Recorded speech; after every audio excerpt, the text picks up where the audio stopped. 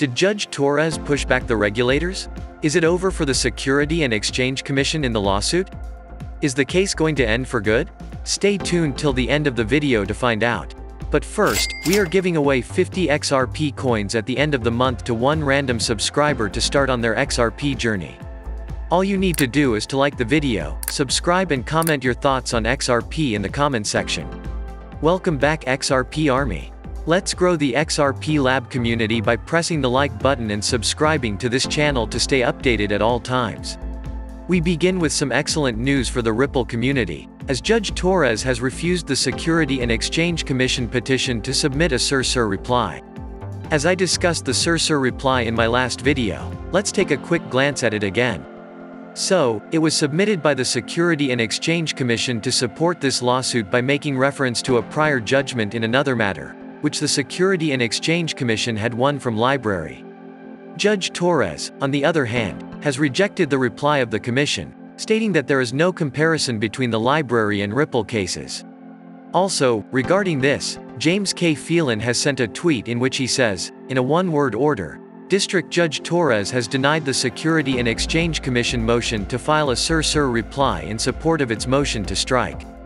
Moreover, the founder of crypto law, John Deaton, seems to be making wild predictions about the ongoing Ripple versus the Security and Exchange Commission lawsuit.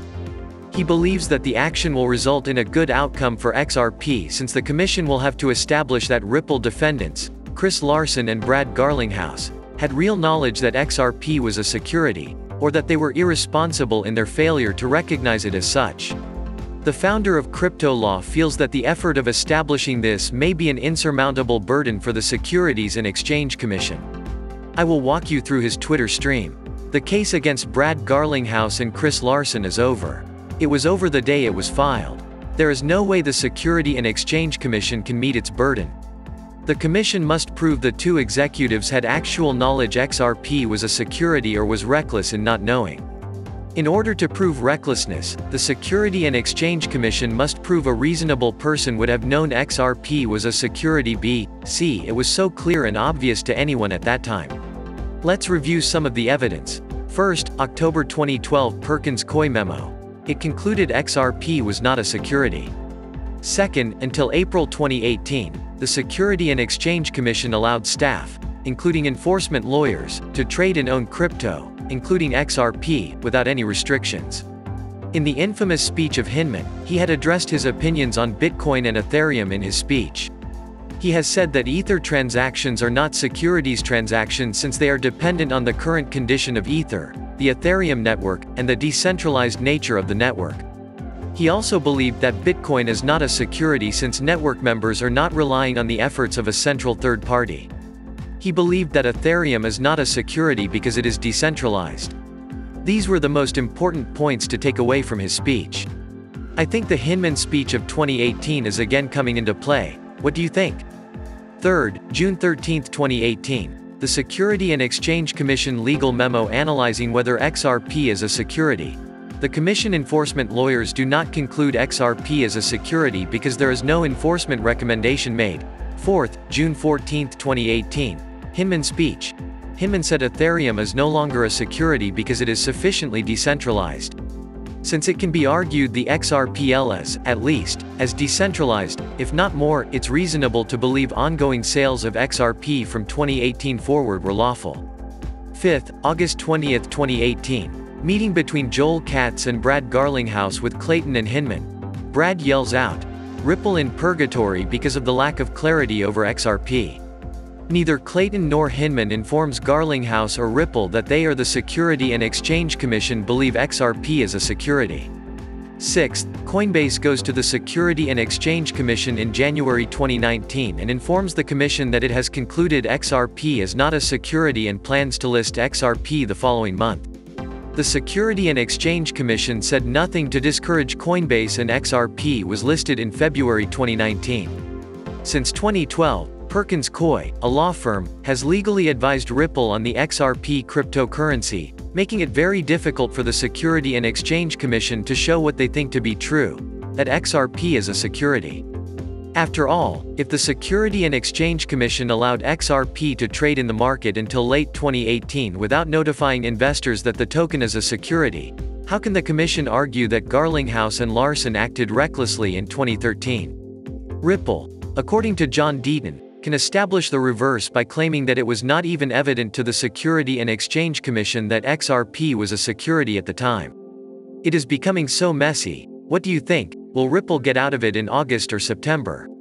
January 1, 2020, Baylard Incorporated, a financial investment firm, filed an ethics declaration with the Commission, assuring the Security and Exchange Commission that Baylard would only trade digital assets generally accepted in the financial industry as non-securities: Bitcoin, Ethereum and XRP. In summary, the 2012 Perkins-Coie opinion letter destroys the Security and Exchange Commission chances of proving Garlinghouse and Larsen actually believed XRP a security.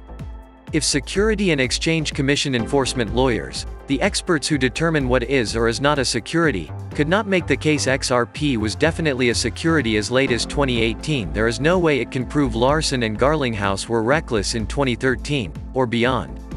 In fact, Ripple can prove the opposite by showing that it was not even obvious to the Security and Exchange Commission that XRP was a security by offering this evidence. First, the Security and Exchange Commission own enforcement lawyers could not make the case in 2018.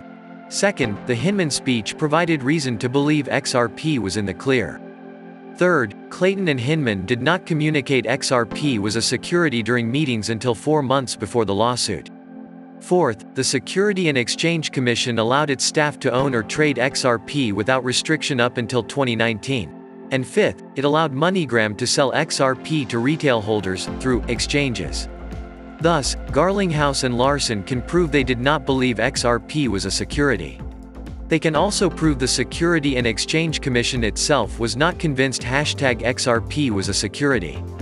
The final nail in the Security and Exchange Commission proverbial coffin, case, is proving what most independent market participants believe. You prove that by offering the Coinbase and Baylard evidence. Coinbase, with its sophisticated securities lawyers, concluded in 2019 that XRP was not a security and communicated that fact to the Security and Exchange Commission and then proceeded to list XRP. Baylard, a typical market participant, was very concerned about digital assets potentially being unregistered securities and therefore made clear to the Security and Exchange Commission it would only trade digital assets generally accepted within the industry as non-securities, XRP. Based on these tweets and pieces of evidence, we can conclude that not only can Ripple executives readily show that they did not think XRP was a security, but even the Security and Exchange Commission was not sure that XRP was a security. Furthermore, market actors such as Coinbase and Baylard show that XRP was never intended to be a security. Coinbase, in consultation with its legal counsel, determined in 2019 that XRP was not a security. The platform subsequently informed the Securities and Exchange Commission of this development and proceeded to list the token. While Baylard made it clear to the Security and Exchange Commission that it would only trade digital assets that were commonly acknowledged in the industry as non-securities. Still, the Security and Exchange Commission is determined to not let go of the case against Ripple. What do you think is the reason behind it? Make sure to subscribe and give us a thumbs up. Thank you so much for watching. See you in the next video. Kindly note that the prices of cryptocurrencies frequently change, so by the time you watch this video, it might have changed to a whole new value. The information provided in this video does not constitute investment advice, financial advice, trading advice, or any other sort of advice, and you should not treat any of the content as such. The content in this video is for educational purposes only and hence should not be considered financial advice. Do conduct your due diligence and consult your financial advisor before making any investment decisions.